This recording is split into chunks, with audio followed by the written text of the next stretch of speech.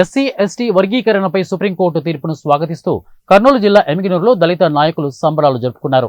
30 సంవత్సరాలుగా పోరాటం ఈ రోజు సఫలమైందని హర్షం వ్యక్తం చేశారు.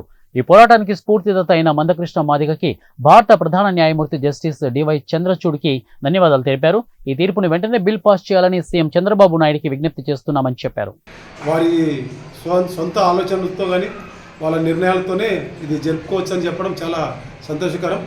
ఎందుకంటే గతంలో చంద్రబాబు నాయుడు గారు కూడా దీన్ని ఆమోదించడం జరిగింది కాబట్టి ఖచ్చితంగా ఈ వర్గీకరణ విషయంలో అందరి అభిప్రాయం కూడా ఏకాభిప్రాయంగా ఉండగలుగుతుంది. దీనికి మొదటి నుంచి కష్టపడినటువంటి మందాకృష్ణ గారిని నేను అభినందిస్తున్నాను. రాబోయే దినాల్లో ఆయన సేవలు ఇంకా ఈ రాష్ట్రానికి దేశానికి ఉపయోగకరంగా ఉండాలని కోరుకుంటున్నాను.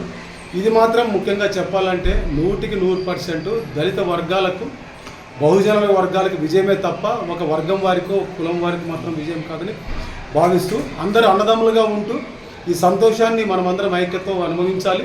రాబో తరాల బిడ్డలకి మనమందరం ఇంకా ఈ వర్గీకరణ విషయంలో దీన్ని మనం ఇంకా కోర్టులో పోవడం ఇవన్నీ చేయకుండా సుప్రీంకోర్టు ఇచ్చినటువంటి జడ్జిమెంట్ని అందరూ శిరసా వహించి రాష్ట్ర ప్రభుత్వాలు కూడా దీన్ని ఆమోదించి అందరూ మేలుకరంగా జరగాలని కోరుకుంటున్నాను. నా పేరు డాక్టర్ మల్లాలాల్ ఫెడ్రాస్, ఆల్ ఇండియా క్రిస్టియన్ కౌన్సిల్ రాష్ట్ర కార్యదర్శి. ఈ రోజున భారతదేశ సుప్రీంకోర్టు కూడా గర్వించదగ్గ తీర్పునివ్వడం కూడా శుభపరిణామం. తీర్పు ఏమనగా ఎస్సీ వర్గీకరణ మాదిగలకు మరి ఉపకులాలకు కూడా సమాన వాటా రావాలని కూడా 1994 సంవత్సరం నుంచి కూడా ఎంఆర్పిఎస్ ఉద్యమాన్ని కూడా ప్రారంభించడం జరిగింది. మాన్నశ్రీ మందకృష్ణ గారు కూడా ఈరోజు ఆయన మరి ప్రారంభం నుంచి కూడా ఎన్నో పోరాటాలు కూడా చేసి మాలాంటి జైభీం ఎంఆర్పిఎస్ రాష్ట్ర వ్యవస్థాపక అధ్యక్షులు కూడా మరి 16 సంవత్సరాల నుంచి కూడా పోరాటం చేసి మరి ఎంతోమంది కూడా మాదిగలు కూడా విద్యార్థులు అదేవిధంగా మరి చాలామంది ఉద్యోగస్తులైతే చాలామంది మన నాయకులైతే కూడా ప్రాణాలు కూడా పోవడం కూడా జరిగినది.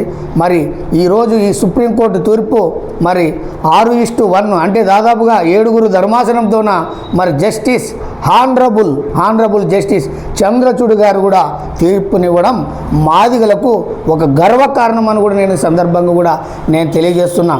సుదీర్ఘంగా మందాకృష్ణ గారు అయితేమి మాలాంటి మరి ఎంతో రకాలుగా ఉన్నటువంటి జైభీం ఎంఆర్పిఎస్ సంఘాలైతే వివిధ సంఘాలైతే కూడా సంఘాలు వేరైనప్పటికి కూడా లక్ష్యం అంటూ కూడా ఒకటైన గురితో కూడా మేము పోరాటం చేసి ఈరోజు ఆ ప్రతిఫలాన్ని కూడా మేము అనుభవిస్తున్నామని కూడా మేము సగౌరవంగా కూడా తెలియజేస్తున్నాం. అంతేకాదు సుప్రీంకోర్టు ఇచ్చిన తీర్పు కూడా వివిధ రాష్ట్రాలకు కూడా చేయాలని కూడా తెలియజేశారు. మరి ఇక్కడ మన ఆంధ్రప్రదేశ్ రాష్ట్రంలోన ముఖ్యమంత్రి వర్యులు నారా చంద్రబాబు నాయుడు సార్ గారు కూడా అతి త్వరలోన రానున్న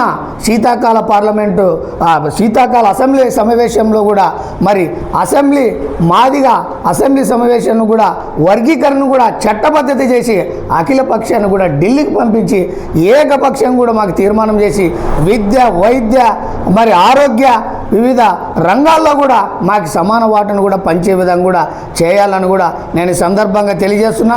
ఈరోజు సుప్రీంకోర్టు తీర్పుతోనే ఇరు పక్కన ఉన్నటువంటి తెలంగాణ రాష్ట్ర ముఖ్యమంత్రి వర్యులు రేవంత్ రెడ్డి గారు కూడా ఆల్రెడీ మేము ఈ రోజు నుంచే వారికి అమలు చేస్తాము విద్యా వైద్య ఉపాధి రంగాల్లో కూడా అని కూడా జీవో కూడా పాస్ చేయడం కూడా జరిగినది.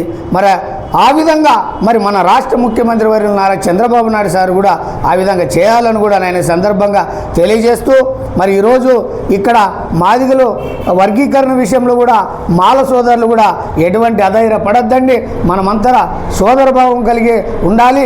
కాబట్టి మీ వాటా మీరే పంచుకున్నారు, మా వాటా మాకు వచ్చింది. కాబట్టి రాబోయే రోజుల్లోన సోదరులుగా మెలిగి బాబాసాహెబ్ అంబేద్కర్ మరి పిలుపునిచ్చినటువంటి రాజ్యాధికారం కూడా చెయ్యి కలిపి కూడా నడుం బిగిద్దామని కూడా ఈ సందర్భంగా తెలియజేస్తూ మరి భారత సుప్రీంకోర్టు మరి తీర్పునిచ్చినటువంటి మాదిగలకు రిజర్వేషన్ ఎస్సీ వర్గీకరణ చేయాలని రాష్ట్రాలకి తీర్పునిచ్చినటువంటి సుప్రీంకోర్టుకు మరొక్కసారి కూడా మా జైభీం ఎంఆర్పిఎస్ సంఘం నుంచి కూడా చేతులెత్తి కూడా నమస్కారం కూడా తెలియజేస్తూ నా పేరు చిక్కం జానయ్య మాదిగా జైభీం ఎంఆర్పిఎస్ ఆంధ్రప్రదేశ్ రాష్ట్ర వ్యవస్థాపక అధ్యక్షులు జైభీం.